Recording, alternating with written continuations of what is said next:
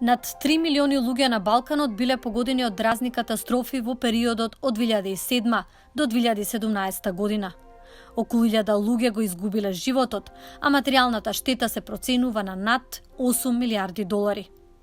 Балканот и светот сега се соочуваат со нова закана – пандемија со досега речиси 2 милиони заразени луѓе на глобално ниво. Од тука и потребата за заеднички одговор при катастрофи.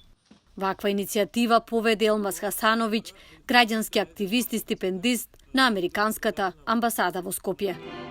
Сега, кога државата е членка на НАТО, вели тој, постои можности за формирање на НАТО центар за справување со кризи.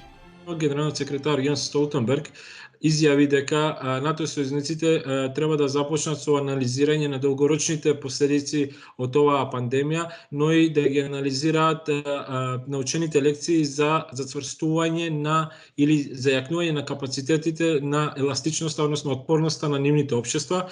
Тешко е однапред да се каже како еден ваков центар би помогнал во услови на пандемија, бидејќи пандемиите и не така често се случуваат. Тоа што посебно ме радува и ме фасцинира во овој момент е единството и солидарноста на НАТО сојузниците. Според Хасановиќ, Северна Македонија навреме ги презела потребните здравствени и економски мерки за справување со пандемијата, но смета дека по завршување на кризата потребно е да се направи анализа на слабостите. Да не забораваме дека до пред 2-3 години спомениците и стиропорфасадите беа поприоритетни од инвестициите во здравството, во модернизацијата на армијата, подобрување на условите во образованието и слично. Сето тоа кои што во овие моменти би ни биле доста корисни. Слично како и НАТО и Европската унија има центар за координација за брз одговор. Замислата е доколку дојде до вакво нешто, овој центар да служи како еден вид task force на Евроатлантскиот координативен центар за Балканот.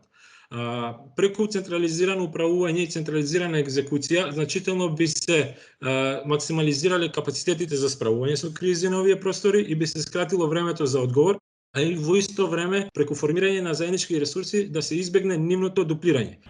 Вели дека ваков мултинационален центар за одговор при кризи би бил суштински за државата и за регионот.